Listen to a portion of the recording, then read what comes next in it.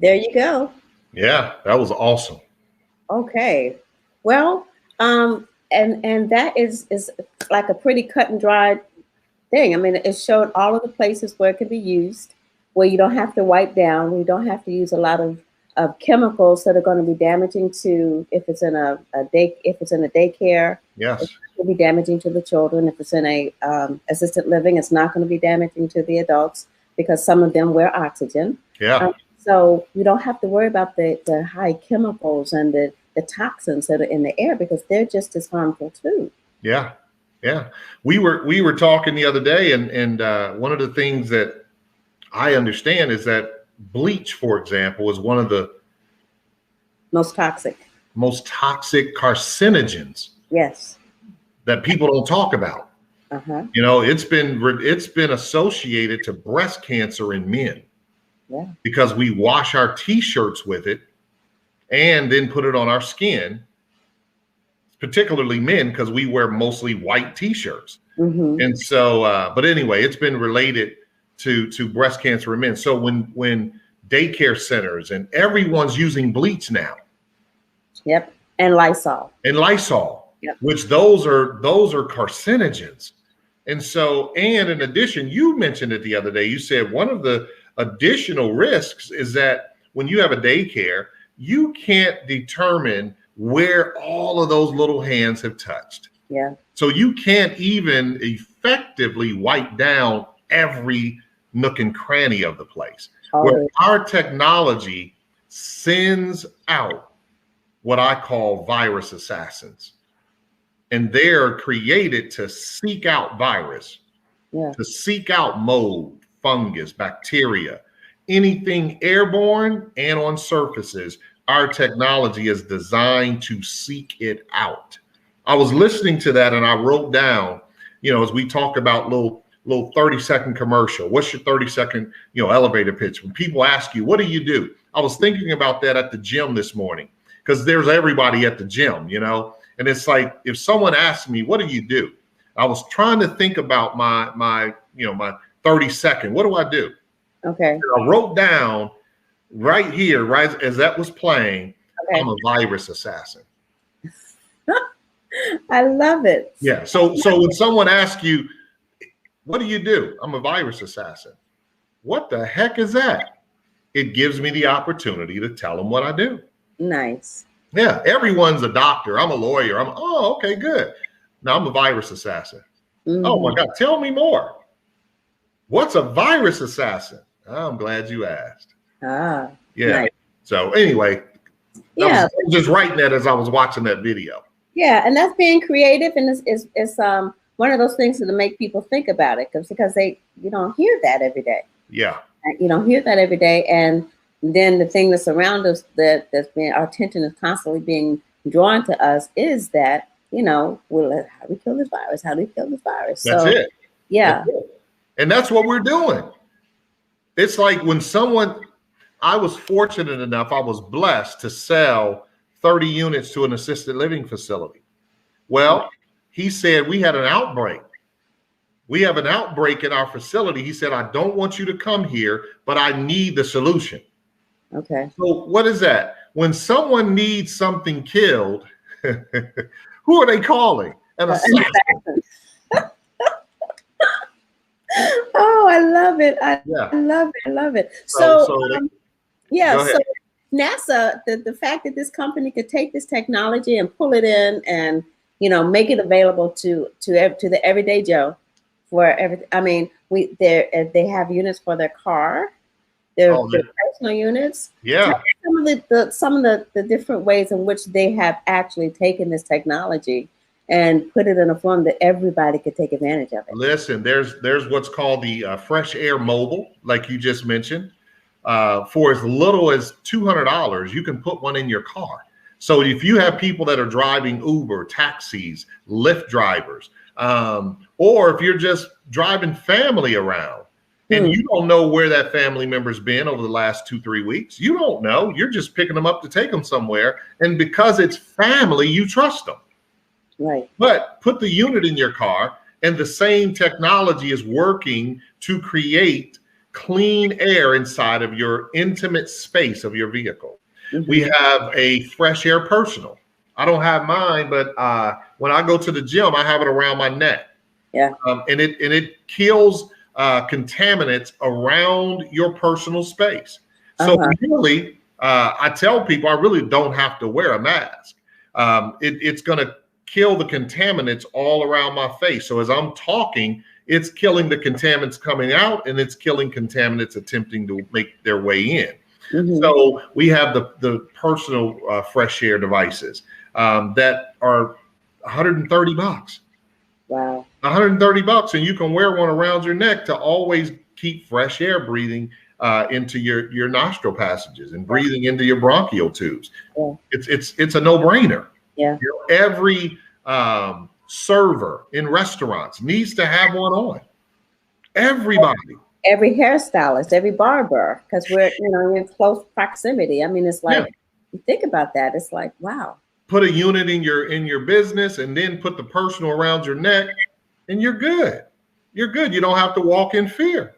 Yeah. Yeah. And so we have another technology that not many people are talking about, Dr. Orr, but we have a laundry application of this.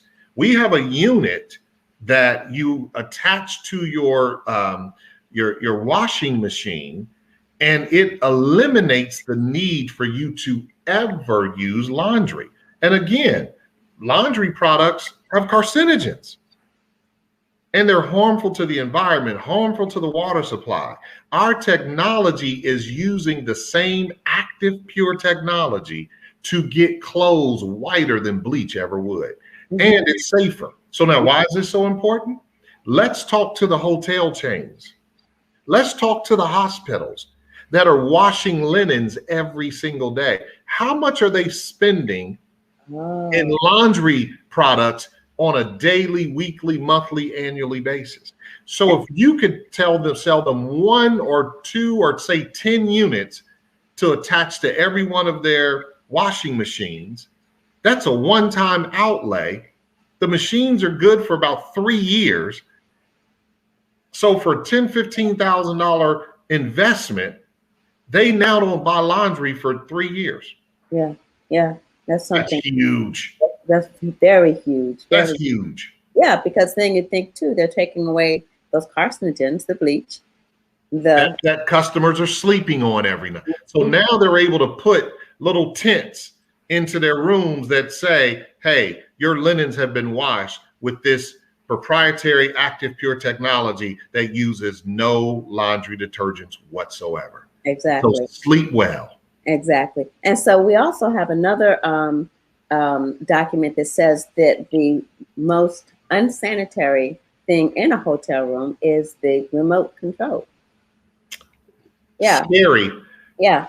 Yeah. And bringing that just that unit. We've got one of our upline, he travels with this unit. So when he goes into a hotel, he just brings it in, sets it up, leaves, has dinner, comes back in his room and sanitizes. It's like, I know it. I thought about that. I like to travel light. As a matter of fact, my wife and I are looking to get our second home in Palm Springs, California, because we go there every year. And one of the reasons is my wife doesn't like hotels. For that reason, she's like, I don't know who's been here, and I don't know what they've done. And so she doesn't sleep well when we travel. So she's like, I want my own house. And then for me, I don't like carrying luggage, because for the men, we're normally the mules. So I just want to enjoy the journey. I don't want all the luggage. I don't want to feel like a mule. I'm like, listen. So anyway, but I heard him say he takes his with him. And I'm like, man, I could imagine, because the technology works within 30 minutes. The room is clean. Yeah. It literally, we did a new study, and it says that it killed 99.999% of all the CoV-2 and SARS, which is what's responsible for COVID, killed it in 3 minutes, Dr. Orr. Wow. Kills it in 3 minutes. So now he really doesn't even have to wait 30 minutes. He can go in there, and within 3 minutes, it's killing it. Within 30, it's killing it on surfaces. Now that's a really good point, because we're talking about surfaces, and we're talking about being in a car, And we have one of the questions says that one of the customers bought one and it made her cough and made her dizzy and gave her itchy throat. But for me, that just says that, you've got to get used to the clean air, one. And then check to see if it's an ion button on that, because sometimes that ion, you put it in with that ion filter in there, it's going to clean that air really, really fast. Yeah. But it's not designed for you to breathe it all the time. Yeah. So you may need to put it in, turn that off, turn it on, and then turn it off. Yeah. Just that filter, because that will cause you to have dizziness and itchy, because you're not used to breathing that clean air. I know when I first set mine up, it was just like, it was almost cold in the room because it seemed like it removed all the dust. It did. Mine, you know what? The first week, I kept telling my wife, man, it feels cold in here. So we kept playing with the heat. And I'm like, what is it? But then it's also a fan blowing in it too, to blow out the molecules. Okay. But what I noticed is when I first hooked mine up, my nose had a slight burn because you're breathing in those molecules that are killing those viruses and all the airborne pathogens. Yeah. So I told my wife, I said, I know that we don't say if someone is COVID positive, we never say it cures it, right?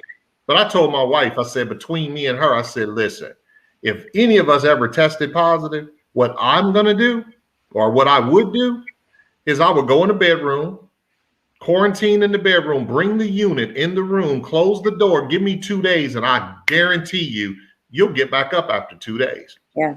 Because you're breathing in those molecules that are killing and attacking viruses. Mm-hmm. Yeah. So you can't help but get better. Absolutely. I delivered one to someone who actually had it. And but she called me back that night and talked about how it was just making a big difference in the way that she breathed and the way that she was able to loosen up all of that stuff really quickly. So that air, we take air because we use it all the time. We take it for granted. Yeah. And we don't know when the quality of it changes. And we don't know how much of the quality changes until we fix it. Well, and one of the things, it's like back in the 70s, and the company kind of talks about this, but back in the 70s during the oil embargo, when gas went up to 50 cents a gallon, imagine that, people started really figuring ways to conserve energy.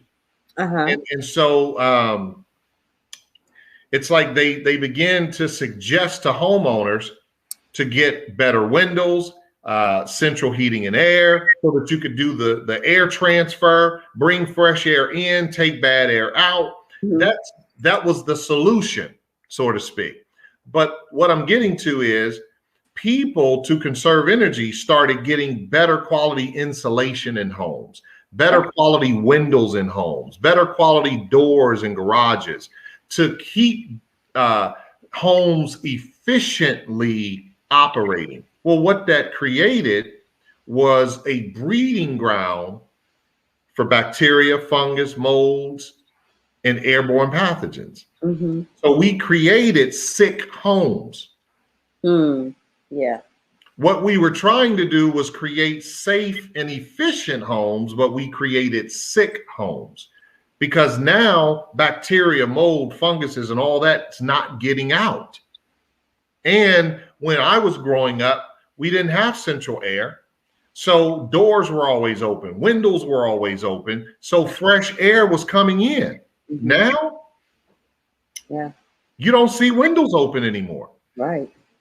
No, everything's tightly secured. And so it's breeding grounds. Yeah, I remember my granddad used to say he thought it was really strange that when bottled water, we started selling bottled water. He said, can you imagine that? Why would I buy water when I can get water out my spigot? Yeah. And as the time went on, you thought, well, Grandpa was right. We are buying water. And now, and I remember him saying back then that we're going to be buying air. There's going to come a time when we're going to be buying water and we're going to be buying air. Wow. And so now we're selling air. We're selling clean air. We literally are. Yeah. Well, and if you think about it, when there is a perceived shutdown of the market coming, everybody rushes to the groceries. And what is there a shortage of? Water. Yeah. But I said to my wife, I said, we got a filter on our faucet. So don't run out and buy 10 things of bottled water when we got water right here in our faucet. Yeah. It's like, come on now. Yeah. I read an article, not an article, it was a book, and it said that 2% of the population thinks. 3% of the population thinks that they think. 95% of the population would rather die than think. Wow. Wow. That's scary. That's scary. But it's true. Yeah. That's why it's scary, because it is true. When you think about people who don't venture beyond what they know or beyond what they hear every day to find out new information, especially when they repeat it over and over and over again, you need some new information in order to be able to come up with some new solutions. So if you're never getting new information, you're never going to be able to come up with new solutions. That's why I tell people in our ministry, show me your 5 friends and I'll show you your future. Exactly right. Exactly right. Show me your 5 friends and I'll show you your future. Yeah. You're not venturing out. So for me, being a part of Vollara has been very, very enlightening, because I get to meet people like you. See, I get to meet people smarter than me, because you learn by people's differences. But you don't want to just be around anybody. You want to be around people who are improving themselves so that they have something to help you improve. Exactly. And so this has been just, and the thing about it is we met each other probably 3 weeks ago, 4 weeks ago. But here we are collaborating, talking, getting to know each other and being attracted to each other because of our like-mindedness. Exactly right. Yeah. Exactly right. And it's a beautiful thing just to be able to know, when you make that decision to step outside that box, you don't have to worry about being alone, because as soon as you step out there, there's going to be somebody that's going to be attracted to your energy. When you got that pure heart, you got that pure intention, somebody's going to be attracted to it. That's it. Yeah. So I put your information, I put your website down at the bottom so people can see it, but tell us how people who want to get in touch with you when they watch this, how can they get in touch with you? They can call me directly. Okay. I answer my phone. My wife says that I'm nosy, but I'm really not. I just believe, why do we have all these devices if we can't connect? Okay. So 614-286-2372 is my phone number, or they can go, as the website is scrolling across the bottom, it's vollara.com/calibrate. Calibrate is CALIBR8, calibrate. And so they can reach out either directly or through the website. Right. Absolutely. But better to just call me. Yeah. Call me directly. Yeah, that's kind of old school, but that's the best way. That's the best way for me too. And I'm not saying anything about old school. I'm just saying. Listen, I'm old school.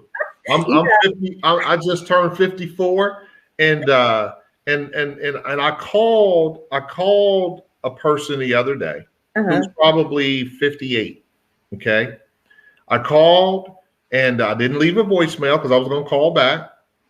And the next day or 2 days later, Monday, he texted me on Monday and said, I saw I missed your call the other day. What's up? What did you need? Yeah. And I said, yeah, this is what we've come to. Yeah. I called you. I didn't text you. Yeah. I called you. So call me back. See, so what that says to me is I don't measure up enough for you to call me back.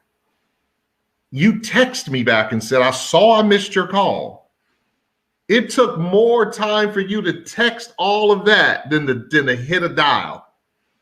Come on now. Yeah. That's what we've come as a society, though. But anyway, I digressed. You know what I mean? So I'm saying, people, call me 614-286-2372. And people say, man, you don't want to put your number out there. Why? If I don't want to talk, I can block them. Yeah. Yeah. You know, if they come sideways, you can block the numbers. Yeah. But I'm in business. Yeah. I'm in business. And people appreciate getting somebody at the end of the phone, because we get so many machines, or get so many, so many bots. So they really do appreciate getting somebody at the other end of the phone. Absolutely. Absolutely. Yeah. But this has been a really fun, pleasing pleasure, Pastor Mike, to talk with you. So if you were going to leave our audience, just leave us with something that can be thought-provoking, that could be something to really help us be more cognizant about the inside air that's in our house, in our car, at work, and just about our air quality, and just about our health. Mm-hmm. What would that thing be? Well, I think what I would say is there's a company here in Columbus called Battelle. Battelle is a big research and development company, and they had 10 trends of what was important to homeowners. Okay, and one of the number one trends was clean air. Mm-hmm. Okay, and so why am I saying that? The trend was projecting from 2018 on. It's not going away. Wow. So you and I, mm-hmm. we are in the best position that you've ever been in. Because over the next 5 years, 10 years, 20 years, you're going to be, if not a deca millionaire, you'll be a billionaire. Because that's where the opportunities are. Yeah. There was a study done, and 61% of customer surveyed said the number one driver of company patronage used to be price. But now the number one driver is cleanliness. Yeah. If a business is not taking steps to keep the facility clean, because see, people have been conditioned mentally to look out for germs and viruses, and that's the wave. And guess what? Somebody's going to make money on this. Exactly. Why not you? And why not our viewers? Yeah. I have a business partner in Cincinnati, and I'll say this and I'll let you go. I know you're busy. But he said this. He read an article that said by 2053, the African-American community, the wealth that we contain is going to be negative. Oh, wow. Why? Because we don't produce anything. We consume everybody else's goods. We're not producing anything. So this gives us the ability to at least get into the middle of the production and the distribution. We can become distributors of something that is meeting an enormous need, so that we can create wealth for ourselves and our children's children. That's what I would leave with our audience. And that's a big one. Get in the game. Yeah. Get in the game. Learn what we need to learn. Stop telling me, oh, well, my uncle said that's not going to work. Well, how many millions are your uncle overseeing? Yeah.